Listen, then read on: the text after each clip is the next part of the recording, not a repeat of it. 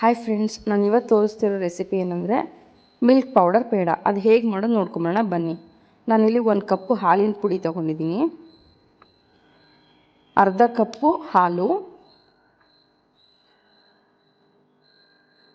ಆಮೇಲೆ ಅರ್ಧ ಕಪ್ಪು ಸಕ್ಕರೆ, ಒಂದು 4ರಿಂದ 5 ಸ್ಪೂನು ತುಪ್ಪ. ನಾನಿಲ್ಲಿ ಒಂದು 3 ಏಲಕ್ಕಿನ ಪುಡಿ ಮಾಡಿ ಇಟ್ಕೊಂಡಿದ್ದೀನಿ. ನೆಕ್ಸ್ಟು ಒಂದು ಬೌಲ್ಗೆ ನಾನು ಹಾಲು ಪುಡಿ ಹಾಕ್ತಾಯಿದ್ದೀನಿ, ತೊಗೊಂಡಿದ್ವಲ್ಲ 1 ಕಪ್ಪು ಅದನ್ನು.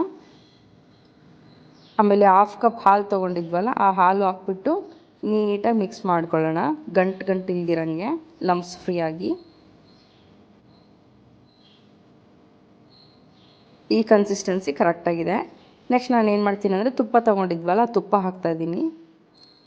ನೆಕ್ಸ್ಟು ತುಪ್ಪ ಕಾದಿದ್ದಾದಮೇಲೆ ಇದೇನು ನಾವು ಮಿಕ್ಸ್ ಮಾಡ್ಕೊಂಡಿರ್ತೀವಲ್ಲ ಹಾಲು ಪೌಡರ್ ಮತ್ತು ಹಾಲು, ಅದನ್ನ ಕನ್ಸಿಸ್ಟೆನ್ಸಿ ನೋಡ್ಕೊಂಡ್ಬಿಟ್ಟು ಹಾಕ್ತಾಯಿದ್ದೀವಿ. ಇಲ್ಲಿಗೆ ಕಂಟಿನ್ಯೂಸ್ ಆಗಿ ಸ್ಟಿರ್ ಮಾಡ್ತಾನೆ ಇರಬೇಕು, ಇಲ್ಲಾಂದರೆ ಅದು ಗಂಟಾಗ್ಬಿಡುತ್ತೆ. ಕಂಟಿನ್ಯೂಸ್ ಆಗಿ ತಿರುಗಿಸ್ತಾನೇ ಇರಿ. ನೋಡಿ, ಬರ್ತಾ ಬರ್ತಾ ಗಟ್ಟಿ ಆಗ್ತಾ ಬರ್ತಿದೆ. ಈ ಕನ್ಸಿಸ್ಟೆನ್ಸಿ ಬಂದಮೇಲೆ ನಾನು ಏನು ಮಾಡ್ತೀನಿ ಅಂದರೆ ಅರ್ಧ ಕಪ್ ಸಕ್ಕರೆ ತೊಗೊಂಡಿರ್ತೀವಲ್ಲ ಸಕ್ಕರೆ ಹಾಕ್ತಾಯಿದ್ದೀನಿ. ಅದನ್ನು ಚೆನ್ನಾಗಿ ಮಿಕ್ಸ್ ಮಾಡ್ಕೊಳ್ಳಿ. ಸ್ವಲ್ಪ ಕುದಿಯೋಕ್ಕೆ ಸ್ಟಾರ್ಟ್ ಆಗುತ್ತೆ, ಆಮೇಲೆ ಏಲಕ್ಕಿ ಪೌಡರ್ ಹಾಕಿ ಅದನ್ನು ಮಿಕ್ಸ್ ಮಾಡ್ಕೊಳ್ಳಿ. ನೋಡಿ, ಈ ಕನ್ಸಿಸ್ಟೆನ್ಸಿ ಬರುತ್ತೆ. ಕುದೀತಾ ನೀವು ಕಂಟಿನ್ಯೂಸ್ ಮಿಕ್ಸ್ ಮಾಡ್ತಾನೇ ಇರಬೇಕು, ಸ್ಟಿರ್ ಮಾಡ್ತಾನೆ ಇರಬೇಕು. ಈ ಕನ್ಸಿಸ್ಟೆನ್ಸಿ ಪರ್ಫೆಕ್ಟ್ ಆಗಿದೆ. ಆಮೇಲೆ ನಾನು ಅದನ್ನು ಒಂದು ಪ್ಲೇಟಿಗೆ ಹಾಕ್ಕೊತಾ ಇದ್ದೀನಿ. ಹಾಕ್ಕೊಂಡು ಒಂದು 5 to 10 ಮಿನಿಟ್ಸ್ ಹಂಗೆ ಬಿಡೋಣ, ಸ್ವಲ್ಪ ಗಟ್ಟಿ ಬರುತ್ತದು.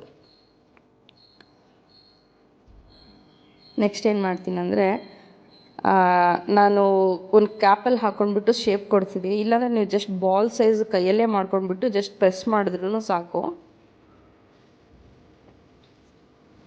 ನೋಡಿ, ಹಾಕಿ ಟೈಟ್ ಮಾಡಿಬಿಟ್ಟು ನಾನು ವಾಪಸ್ ಪ್ಲೇಟ್ಗೆ ಹಾಕ್ತಾಯಿದ್ದೀನಿ. ಇದು ತುಂಬ ಚೆನ್ನಾಗಿರುತ್ತೆ, ಈಸಿಯಾಗಿರುತ್ತೆ, ಮಕ್ಳಿಗೆ ಕೊಡೋಕ್ಕೆ, ದೊಡ್ಡವ್ರಿಗೆ ಎಲ್ಲರಿಗೂ ಚೆನ್ನಾಗಿರುತ್ತೆ. ಬೇಕ್ರಿಯಲ್ಲಿ ಸಿಗುತ್ತಲ್ಲ ಪೇಡ, ಆ ಟೇಸ್ಟೇ ಇರುತ್ತೆ. ನೋಡಿ, ಮಿಲ್ಕ್ ಪೌಡರಿನ ಪೇಡ ರೆಡಿ ಟು ಈಟ್. ತುಂಬ ಟೇಸ್ಟಿಯಾಗಿರುತ್ತೆ, ಒಂದ್ಸಲ ಟ್ರೈ ಮಾಡಿ, ಎಲ್ರಿಗೂ ಇಷ್ಟ ಆಗುತ್ತೆ. ಇದು ನಮ್ಮ ಬೇಕ್ರಿನಲ್ಲಿ ಏನು ತೊಗೊತೀವಲ್ಲ ಪೇಡ, ಅದೇ ಥರನೇ ಇರುತ್ತೆ ಟೇಸ್ಟ್ ಇದು.